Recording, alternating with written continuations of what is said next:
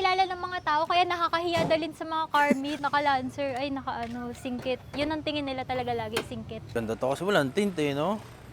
Babakasin ko to mamaya. Malay mo, soon. Pinangakyat namin ng Nueva Ecija, na pang Laguna, na pang Tagaytay, kung saan. Pwede makita yung cup holders? Wala yun. Wala akong nakita dyan. Marami naman na tayo napakitang ganito. Ngayong 2025, ito yung first ever na i-review nating kotse. Ito pala yung owner, boys. Ano pangalan natin, madam? What's up, guys? I'm Cassie. Ma'am, pakilala mo naman sa amin yung sasakyan mo. So, ito ay 1992 model na Galant GTI. So, 6th generation siya ng Galant. Tama ka, ito yung kalaban ng mga Camry dati. Oo. Parang Kalaban siya, niya, no? nasa luxury side siya. Hindi siya pang hatawan, hindi siya pang racing na ano. Hindi siya yung normal na sedan. Pero actually, boys, kaya rin naging sikat tong Galant na to dahil sa kanyang makina, tama ba? Tama. 4G63, no? Oo. 4G63. Kung ano yung makikita mo sa makina ng Evo, parang 1 to 7 yata or 1 to 5. Pero ang pinagkaiba sa Evo kasi, higher compression, tas naka-turbo, 4-wheel drive. Ito kasi, stock lang siya na 4G63. Walang turbo, hindi siya high compression. Ano, NA kung tawagin. Ang ganda actually, boys, kapag nakita nyo tong Galant na ganito, mahaba siya eh, no? Sobrang mahaba siya. haba ng ano niya, ng uso niya. Hindi siya katulad na parang hanggang dito nga lang yata, mga Corolla. At saka parang ano siya, boys, ang haba ng hood, ang haba ng puwetan, yung mga pinto mahaba, at saka makakapal, no? Ito talaga yung makakapal, boys, eh. Ayun, no? Yung kaha nito, ano siya, ang kapal ng kaha nito na pag kinatok mo kahit lata-lata lang, iba yung ano eh. Parang kabilang nga ito, parang naligaw to, pang Euro dapat tong kotse na to eh, sasakapal ng kaha. Bakit naman ito yung napili mong i-project car? Actually, hindi namin siya pinili. Parang kusa lang siya dumating. Since buy and sell nga kami, kusa lang nagkaroon ng unit na, eto maganda-ganda to. Parang sariwa tong unit na to. Kompleto louvers niya, ganyan, para sa ganitong kotse. Tapos, maganda pa yung makina, matibay. Kaya, di na rin namin i-stay lang muna sa amin, ganyan. Tapos, minahal na namin. Hanggang sa pinalitan namin yung color niya, dati siyang silver, pinaganda namin. Ayun, parang 2 years na yata sa amin to. Nung nakuha nyo to, anong kondisyon niya? Sobrang sariwa. Parang ang pangit lang sa kanya. Yung paint niya kasi nabibilad sa araw, so kupas-kupas. Nung pagkakuha namin, buong interior niya, ang ganda, kompleto pa yung loob. Ito pa yung may mga booklet siya. Tapos, ang sakit kasi ng ganitong Galant, yung louvers niya. Tapos yung fog light. Pero nakuha namin to, ito fog light lang ang meron. Medyo may kalawang na. Tapos yung isa, binili namin. So ayan, parang kompleto na yung itsura niya. Working din naman yung fog lights niya. Parang kinalauna nung sa amin, tumagal sa amin. Nagbitak-bitak na yung mga paint niya, nagchichips na. Pumangit na talaga kasi pang daily talaga namin siya. Hindi siya pang project namin kinuha eh. Pero orig paint pa yung silver niya dati. Orig yun. So, nakuha nyo orig paint pa? Yeah, tapos kung titignan mo yung mugs niya, orig paint pa yung mugs niya, kaya hindi na ayaw namin galawin. Ang hindi lang, yun, tanging isang mugs niya na hindi orig paint. So, ito yung orig niya. Kaya may bakbak pa. Nag-uumido na to, guys. Oh. Kaya nga Ano eh. to, 90, ano tawag? 80? 92. 92 model. Tapos palagi pang panggamit. Ayun, talaga. Kung kami, kung mapapapinturahan sana namin ganitong pagka-silver, medyo mamula-mula. Ito medyo ano Papaulit to, namin. primer gray. Iba eh. Iba yung pagka niya eh. Shoutout pala kay na-vlog natin, boys, yung isa sa mga pinakamalinis na Galant. Si Gids. Si Gids yun. pala yun, si Gids. Tol, naalala pa rin kita hanggang ngayon. Nasaan ka na, magpakita ka naman. Ano to, ito ba yung stock specs ng Galant? 19560 talaga? Oo daw, yan daw. 19560 boys, ang laki oh. Ang lapad nga na Lapad. Parang 100 finger gap yan.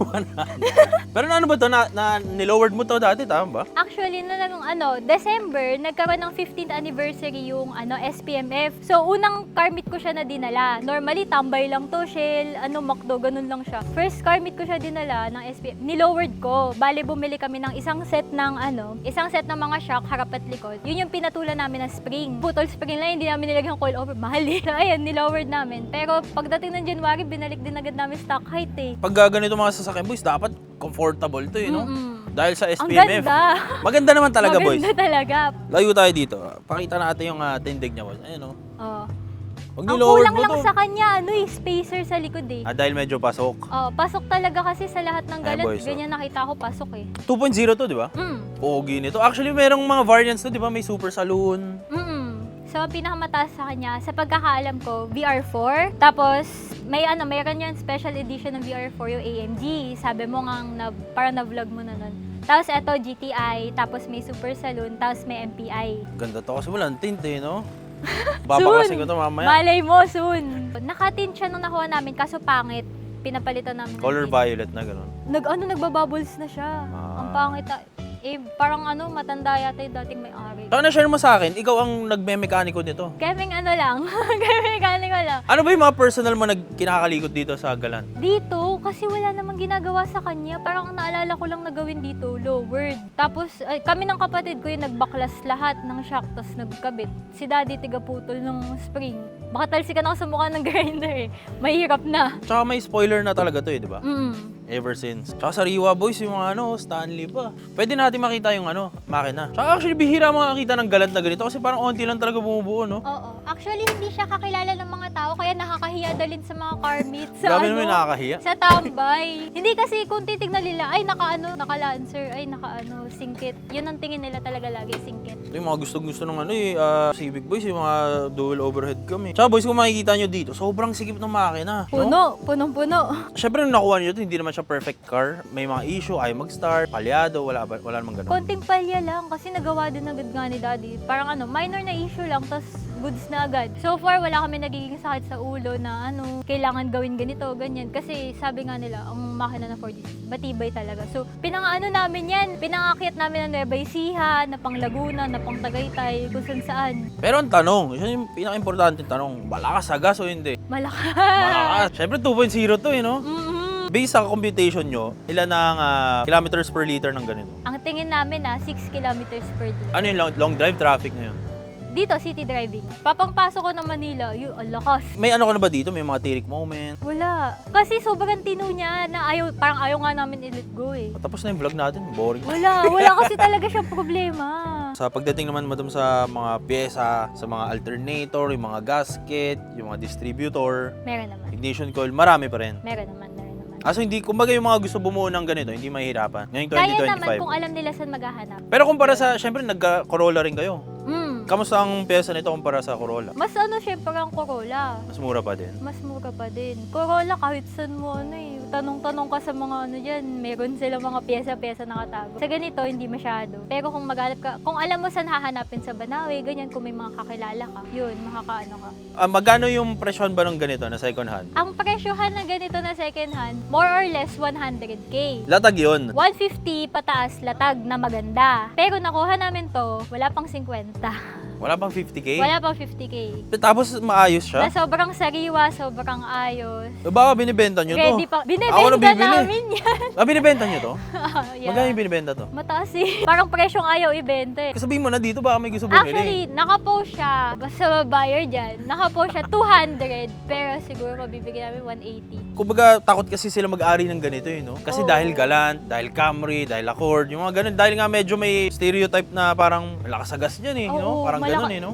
Which is totoo naman na malakas sa gas. Pero bukod dun kasi, hindi nila kilala yung kotse. So, parang yung mga ganito, para sa may alam. Tsaka malinis siya, boys, no? Ano pala to? Buy and sell vlog pala to. Yeah. Hindi ko alam na binibenta pala to. 170. Dito mo malalaman, hindi bangga, Buo pa yung Kahit mga sa bilog. mounting niya.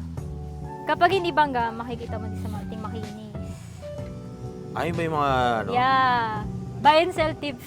Kapag bibili kayo ng kotse, tignan nyo yung mga mounting niyan, pati itong harap. Yung mga bilog, no? Ito. Yeah. Tubong Kapag buy and sell pala to, eh. paglatag yun, makikita nyo. Paglatag, pwede tumama sa leg yung tubo, ganun. Sa leg ang tama. Interior, pwede natin makita interior. Silipin natin interior nito, boys. Yan, open naman yan. Okay, boys. Dito tayo sa interior. Anong ma-share mo dito sa interior maliban sa mga barya sa time zone? Ay, ang daming barya ng daddy ko. Huwag niyo na lang pansinin. So, sa interior, all stock lang talaga siya lahat. Piniserve namin. Stock na stereo niya. Ito, kahit manibela, hindi namin siya pinapalitan. Ito ang tinitignan ng mga buyers sa Galant, yung louvers niya. Nung nakuha namin to, kumpleto talaga yung blades niya na working. Since 2 years na nga sa amin, tapos na pang-daily namin, pangkuha namin ng mga unit, ganyan. Medyo na na yung yung Nabawas-bawasan na? Bawas-bawas na. Tinabi na lang namin dito yung blade. Para kung sakaling mapapaayos. Parang hindi naman na. Magkano ba yung mga louvers na ganito? Hindi ko sure sa presyo eh. Kasi Saka ito, boys, medyo kakaiba na to. Kasi kahit sabihin nating may pera ka, mahirap humanap. Medyo Yun yung na to, problem. parang ipin na to. Left and right na lang niya gumagana, tapos ito off-on. Okay. Pero ang boys, ang maganda dito sa Galant, color black, no? Kasi kadalasan, boys, sa mga big body, sa mga love life, sila, color gray. Dito, color black, boys, Ito. Parang Yun, color luxury. black. Ang headliner lang ang naging beige. Madumi lang yan. Pero malinis nga siya, black lahat, Pati ito, flooring, pati sidings, Tsaka iba ang haba, ang laki. Ang bigat ng pinto. Mabigat, sobra. Tapos ang speaker niya nandito, wala sa pintuan. Paano pa kung nandyan yung speaker, lalong mabigat yan. Okay ba yung speaker boys yung nakapatong? So madalas talagang issue dito yung mga louvers. Parang Pajero lang rin pala, no? Sa Pajero, di ba kung ano, yung up and down niya, puro tanggal-tanggal na din. Dito, yan. Tapos yung armors, putan, haba oh. Abot yung armors na nasa likod, oh. May lap belt din siya. Para naman sa gitna na tao. Tapos boys, medyo kakaiba yung yung quarter panel nito. Maliit. Ito lang, oh. Oh, maliit boys, oh. Parang gakamay, eh. Kasi ito, sariwa pa to, oh. Buo pa, working sila. Putan, taba nung huling sumakay dito. Ano kaya? Sariwa. Ay, meron din siya pwede mo kunin sa likod. Ganun mo. Dalawang kamay. Yan. Sayang, may sub dati na nakasilip. Wala na. Ano to boys, useful to kapag kunwari umuulan.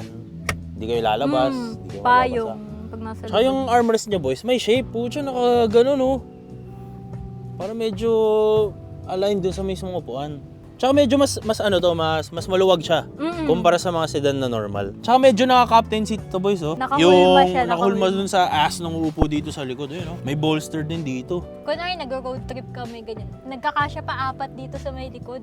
Hindi, pero awkward kasi. Walang wala. Upo ka nakalutang. Hindi, wala nagreklamo. Kasi ang lapad niya na hanggang dulo-dulo, nauupuan. Dito. Pero hindi siya lundo, no? Hindi, sariwa pa compare sa Yan, kung sa mga titingin ng galant, yung mga ganito. Upuan. Yung mga upuan, kakapain yung ganito. Ito na. Buo pa yan. Boys, para rin siyang Pajero, oh. Ganito rin yung Pajero, di ba? Sa gilid. Yung sa'yo automatic din, o ganito. Hindi. Tapos Sa yung gauge modelong boys, ang Pajero laki. na yan. Hanggang 240, boy. Hanggang 9K RPM kapag naka 4G63 dock. May ibang variant nito na sok lang. O may carb type ba nito? Ano yun? MPI yata yung tawag doon. May carb type tapos may sock. Tapos hanggang 8K RPM lang. Ayan, ito POV nyo boys kapag nagda-drive. Okay Parang din. nasa 90s. Tsaka mas maganda yung bolster nito kumpara sa mga normal na sedan, eh. Oh. Tsaka yung orientation boys no dashboard, hindi siya yung flat lang. Kasi kadalasan medyo hulma lang na ganun, eh. Ito, ang daming kanto. Oh. Parang television nung 90s, eh. Ito, pwede mo ba buklatin tong Go. service booklet? Kompleto pa. Pucha, pa ng kopong-kopong tong mga papel na to.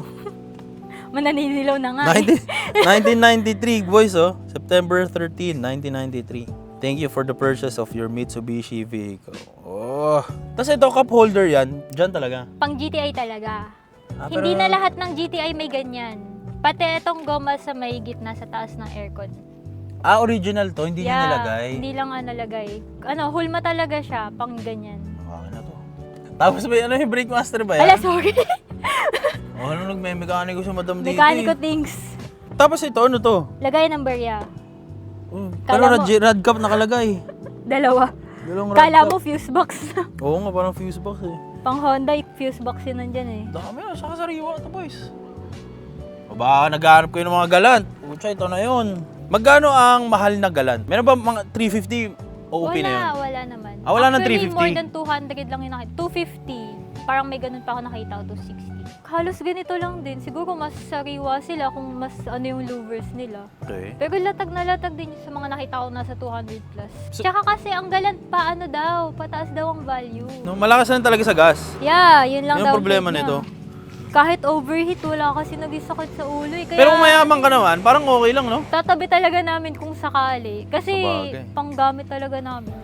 Ito yung gagamitin namin na alam namin wala magiging aberya. Punta kami sa ganitong lugar, sa ganyang lugar. Ito yung parang go-to namin. Iba yung hatak niya eh. Kasi nasanay na ako sa matuli na kotse. Iba yung hatak ng 2.0 sa dyan sa normal eh. Ito pag inapakan mo, tas diretsong malayo, bibira talaga. Ang lang neto, mahina siya sa liko-liko. Kung ang may babaguhin ka pa dito sa mga future plans, ano ba yung mga gusto mong mangyari sa kanya? Gusto ko siya buuin ng magandang harap. Gusto ko pa rin siya i-stay na all stock eh. Kasi nakuha namin all orig-orig. Bubuin mo na maayos. Tulad nito, kukumpletuhin mo tong end-tabs, ang hirap na din maghanap. Ay, Di ba dulo-dulo. lang? Kasi kulang siya. Parang lock lang ng fog light yan. Ang hirap na. Ang suswerte talaga ng mga nakakakuhang maganda yung sariwa na kanila. Pero boys, alam mo yung actually, 90s classic din tong galant na to eh. No? Pucha, kasabay to ng Pajero. Isipin mo yung Pajerong ganyan, no, pang. Katabi nito, may galant. Big time ko nung 90s, no? Sa mga viewers natin, may naghahanap ng Galant. Kasi syempre, daily mo to, kabisado mo to. Ano yung mabibigyan mong advice na i-check bago sila bumili ng ganyan? Tsaka presyo kung magkano dapat nila kukunin. Presyo, mag-stick kayo sa more or less 150k. Kung 150 pataas, siguraduhin nyo ganito na latag. Na maganda, check nyo yung may bunggo, tubig, tapos kung nag-overheat ba yung kanila. Kasi eto, naalagaan namin na hindi siya nag-overheat. So, sa mga naman, sa mga bulukin, may mga bulukin ba na parts na parang katulad ng Honda? Wala. Wala din? Wala talaga. Kahit bubong, katukin mo yung bubong. Lata buo. Hindi, tsaka nirarally to, di ba? Yeah, Nirarally nirarally. to dati. Lalagyan lang ng mud flaps. Palitan mo OZ Racing na mag. Tapos pula na ganito. Pupula mo. Pwede ka na mag-rally dito. Rally ka. Dito Dito ka nag-rally yan eh. Off-road. Pucho pa diretso dyan. Madam, sino gusto mo shout out or batiin? Shout out ko yung daddy ko. Yung daddy ko lagi ako nahuhuli pag naghahataw. Ilan na top speed mo dyan? Secret! 100? Mapapanood nila. 100 lang yan, boy. 80 pa atras. Kasi, nahuli ako ni daddy ko may tambay, ganyan. Tapos, pauwi, hahatawin mo. Pagdating sa bahay, bagsak na yung minor niya. Alam na alam ni daddy na Bakit bumabagsak ang minor? may ginagawa siya. Talo talaga ako huli. Yun. So, shout out talaga sa kanya na lagi akong hinuhuli. Ito, kanino naman to? So, project car ng kapatid ko. Dati siya naka-SIR, pero ito, SIR body. Tingnan nyo, wala pang wala pang side mirror. Chin yan, nakatanggal pa, pinapa-repaint. Tapos, so one-liner na grill, oh. Yan. Wow. Tapos na yung kapatid ko sa hataw-hataw eh. Ito na siya, sound system, silipin. Ampli niyan, 3 yata ampli niyan. Meron sa sound harap, system na meron to? sa likod. Ang laki ng sub niya. Tapos ito, ano itong mga to? Eto, pambenta. Pinagawa. Tapos yung Pajero namin. Ay, pwede Yan. natin makita din yung Pajero. Maganda pa lang pag pinagtabi natin yung Pajero tapos yung Kaya Galant, nga, no? Yan, boys. Actually, na-share din na 2005 ba to? 2000 Iba naman ang itsura Infiniti. niya, boys, dahil siya, parang override. Ito, stock to, di ba? All stock lang din. Hindi kami nagmo-modify masyado eh. Ang kanya naman, boys, kung mapapansin nyo, naka-chrome na mga pati mga door handles, so naka-chrome pa. Pogi rin, matatag na mga Pajero, no? Pero mas matipid to kaysa sa Galant. Sobra, diesel yan eh. Napang Baguio na namin. Full tank. Papuntang Baguio. Kayang-kaya. Balikan? Hindi naman. May natira pa naman ng konti. Tapos nagpagas lang ulit kami nung pauwi na. Madam, salamat. Pinakita mo yung inyong sasakyan. Daily car. Iba kasi yung personal car ko eh. So, Ano yung pang sarili mong sasakyan? malayo sa car scene yung personal car ko eh. Ano siya? Beetle. Ah, yung binubo mo sa loob kanina. Yeah, Volkswagen Beetle. Yun. Ah, ito yung boys, oh, pang oldies, vintage. Yun. Mahilig ka talaga sa mga lumang sasakyan. Yeah, actually yun yung favorite car ko ever since. Kaya yun yung palagi kong gustong kotse na makuha. Ngayon nakuha ko. Yun, binubuo namin ngayon. Yun yung totoong project car. From the ground up, siya, full restoration inabot. So again, boys, if ever man naghanap kayo ng Galant, kontakin nyo 170, tama? Negotiable. Tignan natin. Depende siguro sa kausap kung ano. Depende sa kanta, boys, kung maganda o mababa yung Yeah. notes. Okay, boys, sana nag-enjoy ka sa video natin na to. Kita kayo sa masusunod na video. Peace out.